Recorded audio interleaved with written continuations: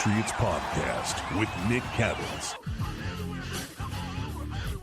He's Greg, I'm Nick, and we are part of the CLNS Media Network. Thanks for joining us live on this Tuesday. This episode is brought to you by PrizePicks, largest daily fantasy sports platform in North America. Download the app today. Use code CLNS to get $50 in lineups after you play your first $5 lineup. Before we get into the Cincinnati Bengals game, of course, we got to start with the injuries, Greg. Will Campbell, Jared Wilson, injured. Looks like both will be out for an extended period of time, even though it does not look like it was the worst case scenario, which, watching Will Campbell live, I thought, oh boy, he's probably done for the year. And Jared Wilson wasn't really sure. Before we get into how significant of an impact this is to the team, of course, I have to ask you, because it's the elephant in the room, and people will be upset if I don't bring up the fact Give that the people what they want. That's right. Greg Bedard weeks ago started to talk about the Patriots' injury luck. And if you're scoring at home, since he started talking about this ad nauseum, Milton Williams has gone down. Will Campbell has gone down. Christian Ellis has gone down. Jared Wilson has gone down. And probably others. Kyrie's Tonga also got hurt on Sunday, tried to return, but could not stay in the game. So simple question for you, Greg. What do you have to say for yourself? I feel like if this keeps up, there's gonna be like a Salem witch trials of like I wish I had these powers. I really did. I really do. But I do not. I do a couple comments on it. Okay. So first of all, Mike Vrabel made his comment after the game where his opening thing is, he's asked about Will Campbell, not really sure, but appreciate you guys asking questions this week about injuries. Thanks for that. First of all, I just want to let people know, I want to say I wasn't just talking about injuries this week. I've been talking about injuries for weeks, even before this quote unquote rash of non-season ending injuries has hit the Patriots. I mean, I feel so bad for you Patriots fans that, wow, you guys got some injuries of guys who are still going to come back for the postseason, unlike other teams. So let me say that. Second of all, I don't think, unless Mike Vrabel is a closet listener of this podcast, a closet listener of Felger and Maz, which I don't think that he is. I don't think that comment was directed at me. I think that comment was directed towards a question that he fielded on Friday where somebody asked him directly about how great of the injury luck they've had this year and whether the new strength coach had anything to do with that. Did they change anything? Because they had a ton of injuries in Tennessee. It's part of the reason Mike got fired. Now, all of a sudden, he comes to New England, and they don't really have any injuries, and they have the greatest injury luck of any team this season. So I think that's what it was about. I mean, I could just say I haven't asked any injury questions. I think to me, that's kind of like that would definitely be, inviting Speaking it into existence. Yes. Being like, man, Mike, you guys have had like no injuries this year. Isn't that awesome? But so let me just say that. And secondly, I'm not taking anything back. I am going to continue, just like I did, to point out you cannot, as a journalist, you cannot tell the story of the 10-2 2025 Patriots without mentioning their injury luck this season. Yeah. And it's just a fact. It's part of the, if they didn't have it, if they were to say like the Chargers, they might be, I don't know, 7-5 or something like that. 6-6, one of these teams that's had a lot of injury. I mean, you just played a team that doesn't even have their freaking quarterback. So I apologize for nothing. I apologize for absolutely nothing. I'll just say this. Look, a couple things here. It all depends on how you feel about the world. And what I mean by that is if you are superstitious, if you are somebody who believes in fate and things that, don't bring it up or it's going to, then this is going to impact you, and you're going to likely be mad at Greg. And people that are not superstitious and don't believe in that kind of stuff, they're like, yeah, whatever. This is just what happens. It is what it is. It's a violent game, etc. I do think, though, you would not be getting as much pushback, Greg, if you weren't so aggressive about the thought about the Patriots not being healthy, or being healthy, the healing of the hands of Mike Vrabel, some of the hyperbolic stuff that you have become victim of. I do think that's what rubs people the wrong way. It's not you pointing out, hey, they've had good injury luck. It's how you've extended those thoughts consistently over the past couple of weeks. That probably grinds the gears of some Patriots fans. But let's get to enough of Greg, enough of us. Hang, I just want to say just real quick. Okay. I'm trying to have a little fun with the situation and just, poke fun at myself Right. in a lot of ways, and also poke fun at Patriots fans. I mean, it's sports. It's not life or death, as long as, according to some people, or most people. And the other thing that I was going to say, now I forget, but I'm sure I'll remember. All right. Well, I'm sure people out there are just hoping you turn your ankle in the name of karma. Don't want to wish terrible on Greg, but maybe just a little bit of a sprained ankle here. Trust me. I mean, I'm getting up there in age now where, like, getting up from the couch, I'm like, oh man, I think I tweaked something in my hip. But what I did want to say was, a little tongue in cheek, but also half serious. Okay. No season-ending injuries out of this game. We'll see about Schooler. He didn't say much about Schooler, but like the healing hands, the lesson that we learned in this game, and with Milton Williams' mistake, the reason why he's on IR is because he ran off the field and tried to tough it out, and Vrabel couldn't come over and lay hands on him. Everybody else goes down. Will Campbell looks like we won't see him for 3 years. Then suddenly, hallelujah, he's only going to be out for a couple of weeks. So I'm joking, but this is entertainment, or it should be. Of course, it's all good. All right, let's get into the injuries though, because Jared Wilson sounds like Ian Rappaport said, 4 to 6 weeks. It's a high ankle sprain. Rappaport did point out that I guess the feeling in the building, or whoever spoke to Rappaport about the injury, it could be in the building, it could be an agent, who knows. They're hopeful, or they feel like it could be on the shorter side of the 4 to 6 weeks of the high ankle sprain. Meanwhile, Will Campbell, it was also Ian Rappaport, who apparently is plugged in with somebody. He also reported that Will Campbell, they think an MCL sprain. And it doesn't sound like it's going to be season ending. Of course, Mike Vrabel met with the media yesterday and pretty much echoed those sentiments. So let's just say, let me first ask you this. How long do you think each guy will be out? I know it's speculation, but I'm looking at this and I'm saying to myself, Greg, maybe Jared Wilson is back by, hopefully, fingers crossed, that Baltimore Ravens game, which is 2 weeks after the bye. And maybe Will Campbell is out the rest of the regular season, because I'm not really sure why you would rush him back to play against the Jets and the Dolphins. You want to make sure he's as completely healthy as possible for the playoffs. But what do you think? How long do you think each of these guys can be out? And have you heard anything about how long they could be out? I have not heard anything. Will Campbell, who I think is the more important one of the two, obviously by draft status and also position. And I also think he's a tough guy. Both of these guys, what's going for the Patriots is they're both very young, and we know how young bodies can respond a lot quicker than some of us. I'd be in traction for about 3 years if that happened to me. And I'm also a big wuss. So, yeah. I think we'll be hearing about Will Campbell with a chance to possibly play with the Bills and Ravens game. Does he make it back for the Bills game? I don't know. Could he make it back for the Ravens game? Yes. I just think Will Campbell's that dude. He's, one of these Logan Mankins, glass eaters. I'd die for Drake Maye. Like, he's going to do everything he can to get back. So hopefully he's one of these quick healers, and he could be back. Jared Wilson, I have a feeling they might put him on IR.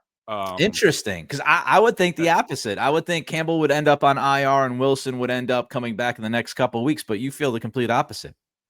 Yeah, I just feel like those high ankle sprains, especially at that position, how much you have to twerk inside and twist and all that stuff. Twerk, I guess that wasn't really a twerk movement, and you won't see my twerk during this. But I just think, with the power and stuff that he has to deal with, which he doesn't do a great job of it, like right now.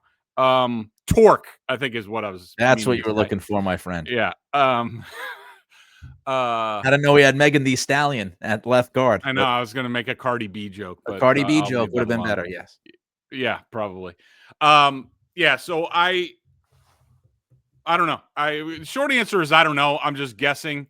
And I think Will Campbell. What's interesting, especially about the Will Campbell, and I noticed this during the season. I didn't say anything about it. Didn't ask Mike Vrabel a question about it. Maybe I should have, or maybe shouldn't have.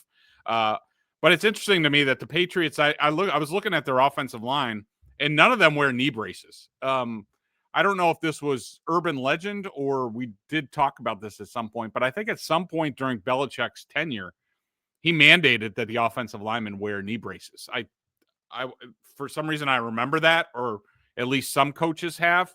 So I'm wondering if that changes a little bit. Will Campbell, I think he's going to be able to put a brace on it, and it's not like he's a wide receiver. I mean, I remember Aaron Hernandez coming back from an MCL, and he wasn't the same after that, but he went out there and he played. I mean, he's an offensive lineman. You put a brace on it. It's a pain tolerance issue. I'd say Will Campbell is a pretty tough guy. So for some reason, I see him coming back a little bit sooner. Yeah, I just Googled this. Our friend Phil Perry, NBC Sports Boston, back in 2015, young Phil Perry wrote a story, and the headline was Belichick explains why he asks linemen to wear knee braces. So yes, yep. Not sure if it's a mandate, but don't have time to read the whole story, but absolutely, Belichick said the braces that the players wear now are a little different, kind of like a steel hinge back in the day. So yes, Belichick believed that wearing those knee braces was a really good thing for offensive linemen. How significant of an impact are we talking here? Left tackle, left guard. Let's say they're both out for the next, 3 weeks, at least through the Buffalo game. How much of an impact, Greg? Well, I mean, it's not great, for sure. I'm not that worried about Jared Wilson. He did play. He was coming off the best game of his career. So he was headed in the right direction.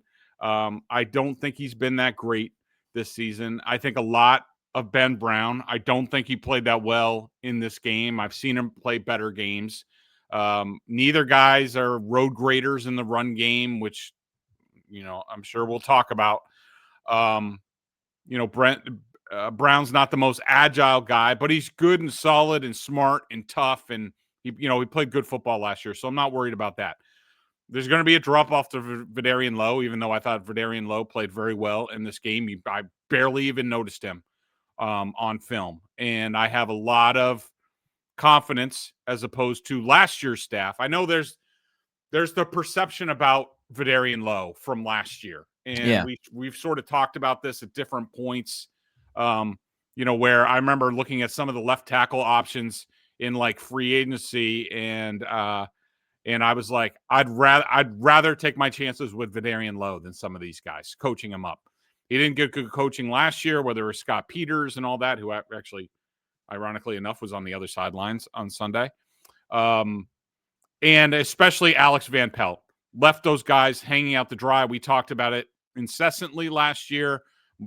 Josh McDaniels is not going to do that. And look, I think it could be pretty rough against the Giants on Monday night.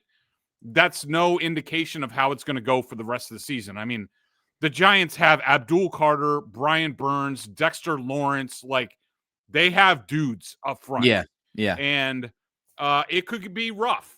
But it's going to be on everybody. It's going to be on Drake Maye. It's going to be on Josh McDaniels, Marone, all those guys, the players, that they're going to have to do their part to figure it out. I think they would even struggle in pass protection if Will Campbell was out there against the Giants.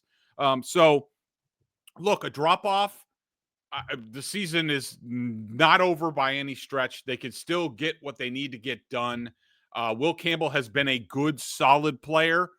Hasn't been a Pro Bowler or All Pro or anything like that. He's gotten a lot of help this year. So, long story short, they can certainly manage this. Another guy I'm looking at is Tonga. We'll see what happens with Tonga, but we haven't heard much. Of course, he hurt his chest during the game. Tried to get back out there, got back out there, could not continue, left the game to never come back at that point. And of course, without Milton Williams, if you have no Milton Williams and no Kyrie's Tonga, now you're asking a lot of the Corey Durtons of the world. One more thing before we get into the actual game, Greg, because we got to get cooking here. Mike Vrabel's comments about practice, not necessarily guys being on top of their game. What'd you make of that? Do you think they had a bad week last week? That's what it sure sounded like, and that's what it looked like on the field. Yeah. Nick, and we sort of talked about this going into it. First of all, I take nothing away about what I said about the Bengals last week, about how this wasn't a game and not worth our time. It wasn't. The only reason that was because of the Patriots and early Drake Maye in this game and how they couldn't punch it in from the 1 yard line. I mean, when I make comments like that, there's a certain level that's expected. Like at least play like, C level, C plus level. Yeah. This was like D level. Yeah, I had somebody reply to me on Twitter like, "Oh, I don't want you ever to talk bad about this defense again." I'm like, "Which defense? We talking about Cincinnati's?" He's like, "Yeah." I'm like, "No, Cincinnati's defense is atrocious. Just because the Patriots didn't finish drives and they came out like their heads were up their ass doesn't mean that, Cincinnati all of a sudden found a different defensive, guru and different defensive personnel. No, that defense sucks. The Patriots did not have a very good day. So I'm not going to go back and say, I'm sorry for telling you that Cincinnati is literally analytically, statistically, metrically one of the worst defenses we've seen in, I don't know, a couple of decades. They're that bad.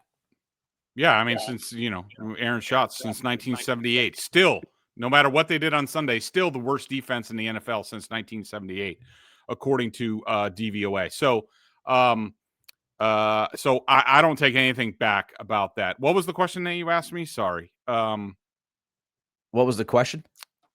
Yeah, that I was answering before I went on a tangent. Vrabel's comments about practice not being on top of their game. So one of the things that I mentioned last week, the only thing that sort of gave me a little bit of pause was that this team had the long weekend after the Thursday night game. Yeah. And this team, I think part of what's really helped them as a young team, a new team, everybody coming together, new coaches, all that, is certainly since the start of this season. You could even go back to training camp, even though they get a break between the end of the preseason and the regular season. They get like a long weekend. So basically, since they started prep for week one, they've been going at it for 11 straight weeks, 12 straight weeks on the same schedule. Most of their game times have been, about the same. So it's every single day and sort of the adrenaline and getting ready and getting your body ready. This team was in a rhythm for 11 weeks. And then suddenly that rhythm got thrown off. And I didn't predict that they'd look like this coming out of it.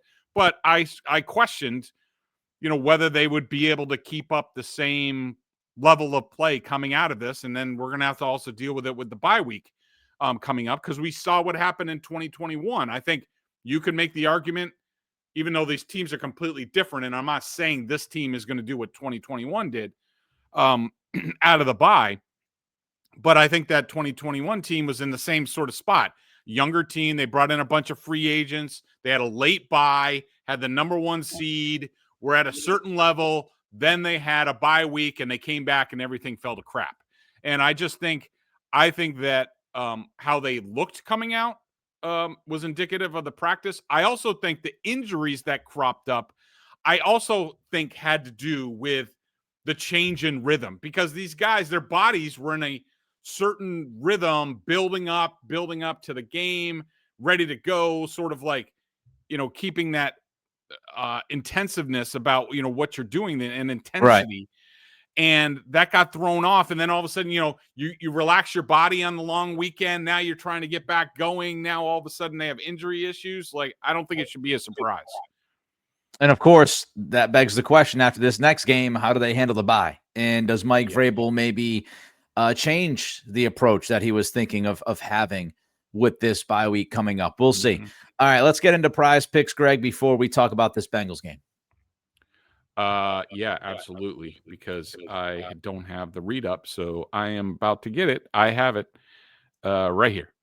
You and I make decisions every day, but on PrizePicks, being right can get you paid. Don't miss any of the excitement this football season on PrizePicks, where it's good to be right. I love sitting down with the app. I will on Turkey Day. We got 3 games on Thursday. We got the Black Friday. I'm going to be all over it, tweeting my picks out, play along. Maybe you want to, maybe not. PrizePicks is simple to play. Just pick more or less than at least 2 player stats. If you get your picks right, you could cash in. PrizePicks is the only app that offers stacks, meaning you can pick the same player up to 3 times in the same lineup. You know what that means? Want to pick more on Drake Maye's pass yards, rush yards, and touchdowns? Yeah, you do. Now you can pick all of them in the same lineup on PrizePicks. Download the PrizePicks app today and use code CLNS to get $50 in lineups after you play your first $5 lineup. That's code CLNS to get $50 in lineups after you play your first $5 lineup. PrizePicks, it's good to be right. And of course, don't forget, if you're listening, which you are right now, if you are, we ask that you subscribe to the podcast, like, and leave a review. For those watching the show on CLNS, go ahead, hit that like button, subscribe to the Patriots Press Pass YouTube channel, where you can find our show and a lot of other great Patriots content. And make sure to turn on your notifications so you know the instant a new video drops. And check Greg and Mike Giardi out over at BSJ. $50, 50 for the year. All right. What was up with Drake Maye at the start of this game? I have no idea. I think he was one of the guys that was thrown off rhythm. Now, it could be that he had, I think it was on the first possession. Guy got back, guy came right into him through, maybe it was a second. I don't know. Because I think Ben Brown was out there, Bradbury and Ben Brown. And, Drake kind of stepped into the pressure, probably shouldn't have thrown it, but he banged something. I mean, the pass got deflected. He was going to Mac Hollins. Yeah. Is it possible he dinged his wrist or a finger or something like that? Sure, it's possible. But I think he was thrown off rhythm. Talk about a guy who was in a great rhythm for 11 weeks. I think, I think he had trouble getting back into it. I also think I do want to give the Bengals some credit in this game. I think that some of the stuff that defense coordinator Al Golden did in this game, mostly with attacking the Patriots' protections after Maye had set those, that was new. That's something that I haven't really seen since the days of Rex Ryan against the Jets. I don't know where Al Golden came up with that. Yeah. How many times that there were, it was mostly Geno Stone, like all over the place. But it happened in the run game, on the goal line. Geno Stone was all over the place. You had a corner blitz that Maye didn't see coming, and Diggs didn't see coming. So I don't know where Al Golden got that from. I know there's 2 former Patriots, Scott Peters and Jerry Montgomery, on that staff, but those guys were with Alex Van Pelt last year. Josh McDaniels wasn't here. Right. But that was new. I don't remember seeing very much of that, especially in recent years. So that was interesting. I think that gave Maye problems. I do think this was the Maye that we've seen before Maye became really good, whether it was the preseason, week 1 last season, where if he's not trusting what he's seeing, if he doesn't have a lot of confidence, then he starts, his throwing motion, his touch, like it was all over the place. Like, yeah, I was just like watching the film. I was screaming at certain points, like, dude, just throw the freaking ball. Like, what are we doing here? He's guiding the ball, like, and it finally cut a couple loose. I do think the scramble on, I think it was 3rd and 3, went there for 4 or 5 yards. That was after the pick 6. He was really scuffling. I was like, oh man, now he's starting to question himself.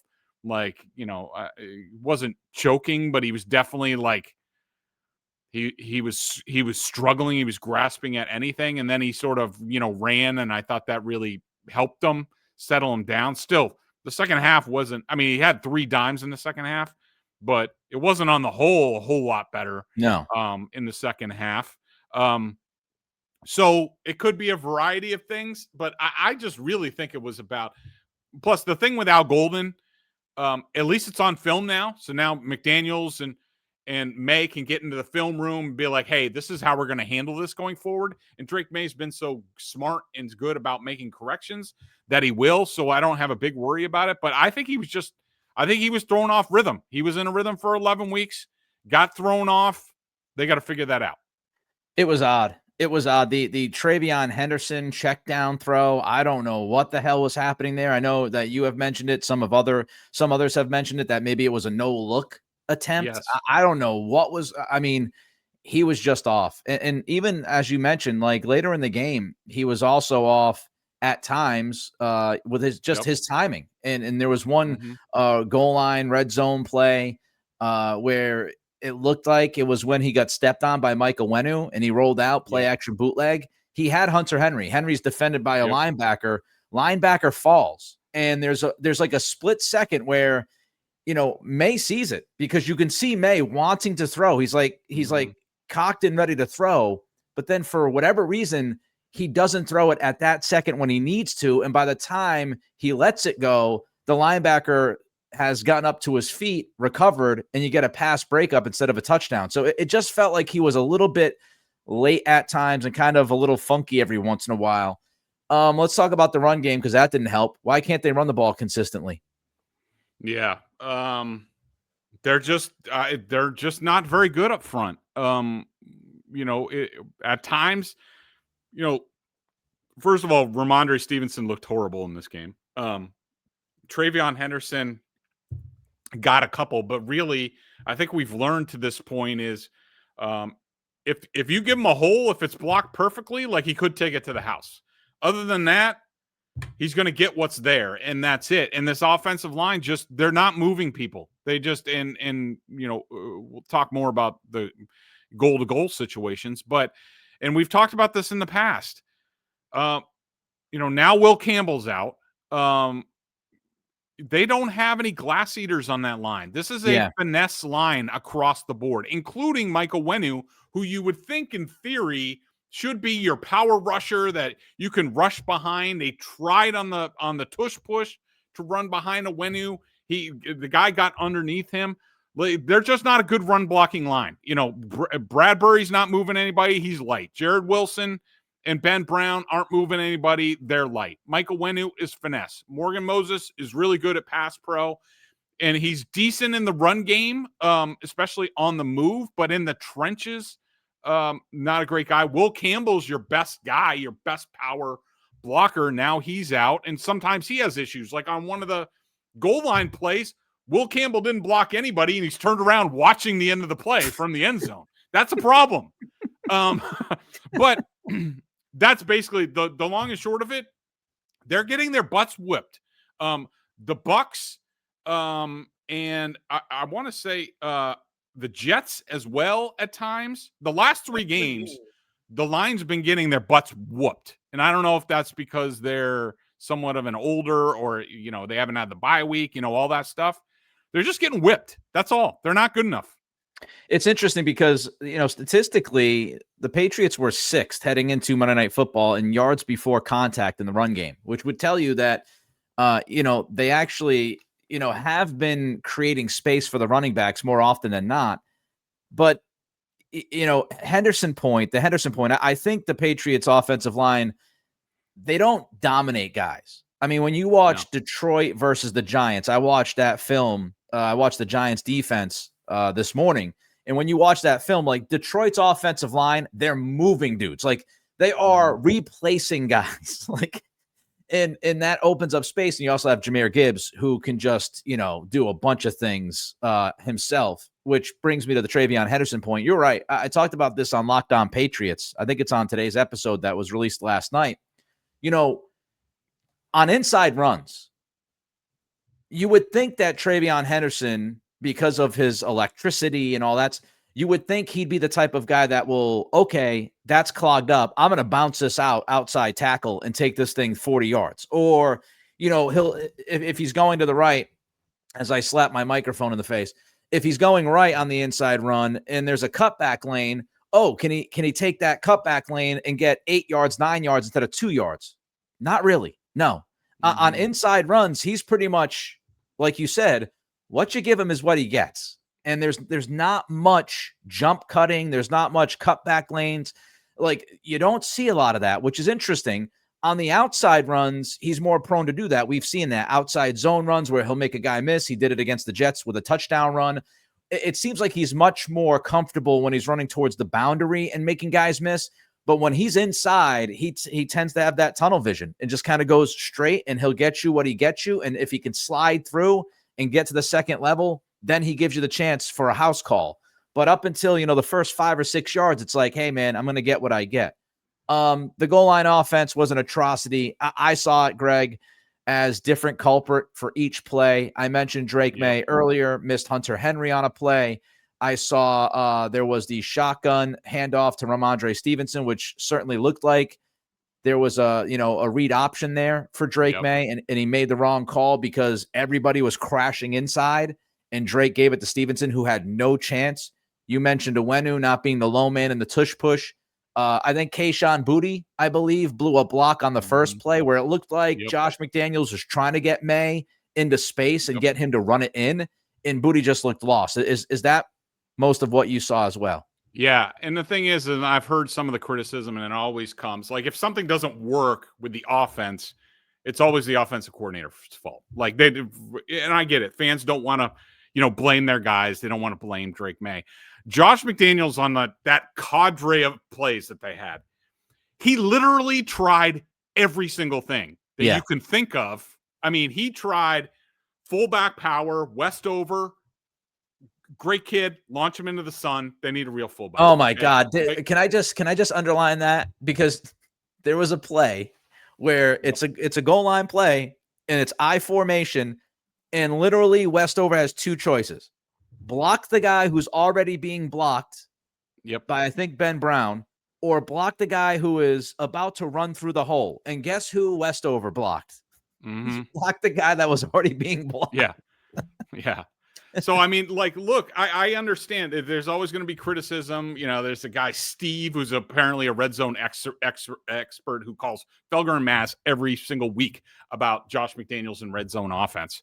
But like Josh McDaniels tried literally everything. First play, he tried for almost like a naked, like, boot for Drake Maye. But the problem was there was late movement from the linebacker onto the line. Kayshon Boutte, who was supposed to block him, got confused. And guess what? He didn't block anybody. He did just, like, I don't know, turned around. Like, he looked like a mime. No clue. It was like, if he would have blocked somebody, Drake Maye might have had a chance to score. He tried, people are like, oh, I heard Danny and Quincy yesterday.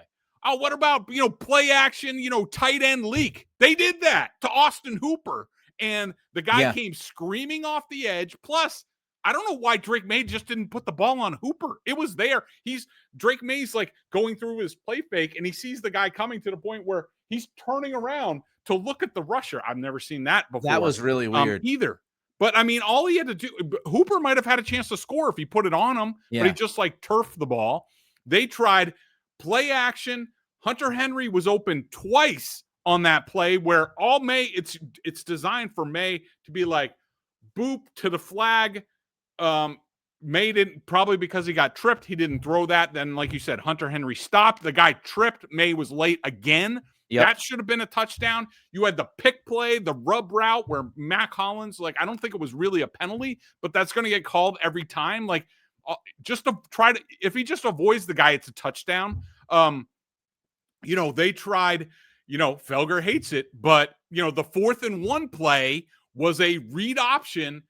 Like, it was an RPO where Maye's supposed to read 99 on the end. The dude crashes. If Maye just keeps the ball, he might walk into the end zone for a touchdown. He also has Hunter Henry going out on a pass to give him a run pass option on that. That gets effed up. Like, it was a debacle, but let's also say a couple times they were inches away from scoring. It wasn't like they were a complete disaster, but sometimes those things are going to happen. But the bottom line, Nick, is if you can't get a freaking yard against the Cincinnati Bengals, like, you stink. And this is a problem. And there's no ready solution to this other than those guys just got to be better up front. Yeah, the red zone offense has been middle of the pack, if not a little bit lower than that all year. It was brutal against Cincy, and we've talked about their red zone defense issues. They suck. So, yeah, the red area has to be figured out and figured out quickly. The only thing I would suggest, what I would like to see at least once, and maybe they've done it before earlier in the year, but I wouldn't hate seeing them try to go empty when you get to inside the 5 and have Drake, maybe just do a little bit of a quarterback draw situation where, you take the snap and you just try to go inside. I bring that up because Notre Dame has had all sorts of issues. I'm a Notre Dame fan. They've had tons of issues since the beginning of the year with their goal-to-go offense. And the only thing that's worked is seemingly them running the quarterback. So CJ Carr, in the shotgun formation, and sometimes with the lead back kind of blocking for him, sometimes with just empty. So, Drake Maye's a bigger guy. I'd like to see them give that a shot. Maybe go empty and just have him try to run it in himself and see if you can get any kind of room there so you can spread the defense out, because these condensed formations with the run game inside the 5 have sucked all year long. Don't forget CLNS Media Network, Celtics podcasts, NBA History Channel. And don't forget about PrizePicks. Download the app, use code CLNS to get $50 in lineups after you play your first $5 lineup. Greg's got to go in about a minute, but I want to squeeze in 2 more questions. Run defense. Yep. They were great the first 9 weeks. They have not been great since. What's going on there? Yeah, I think some of it is personnel. I think, the Tonga thing on top of the Milton Williams, like Eric Gregory was not good in this game. No, he cannot stop the run. No, he can't really do much of anything. And so that's an issue. I think there's some fatigue involved in all of this. Especially, the guys on the edge. Chase on has been really bad against the run for the last couple weeks. Landry's been a bit, better. I did think it was interesting that they went with, really wide splits up front, and sort of, invited the run a little bit. I do think that, I just think that, I think they let go of the rope a little bit. I think they're going to need to get, rededicated to all that. But, I'm willing to say that I think a lot of it is maybe fatigue at this point. We know that this isn't the deepest team in the world up front. But yeah, it hasn't been good. I mean, they've been getting kind of handled up front. Yeah, no Williams, no Tonga certainly doesn't help. I thought the linebackers were a little bit inconsistent at times when you watch. And also you mentioned, Eric Gregory, no great shakes in the middle. And it's obvious that what offenses are doing is they're looking right at Kayvon Chason or Elijah Ponder. They don't care who's in the game. They're going to run at that edge. They're not running at Landry's side. They're going to run at Chason and Ponder. And that's what they did. And Ponder struggled on the edge a little bit, containing it this week after doing a pretty good job of that, the week prior against the Jets. All right, finally, Landry, Chason, over 70% of the snaps again, Greg.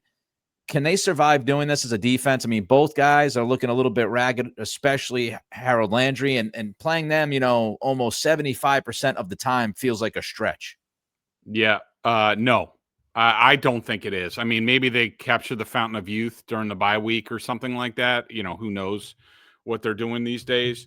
But the way that they look right now, this is not sustainable. And this could, we're starting to accumulate sort of, if the Patriots season ends earlier than we expect it to, these are going to be some of the reasons. The lack of real depth at edge is going to be one of those reasons, that they can't get off the field, that there's no 4-man pass rush, that they got a blitz and they're getting caught in their blitzes and their zone coverages.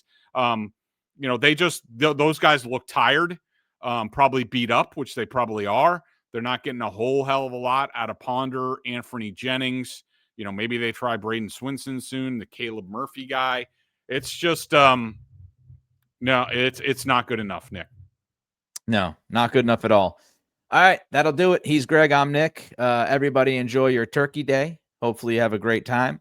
We will be back soon. Greg and I haven't talked about the schedule, so I have no idea if I'll be back this week or next week, but we'll figure it out. Everybody have a fantastic holiday, and we'll talk to you soon. Bye-bye.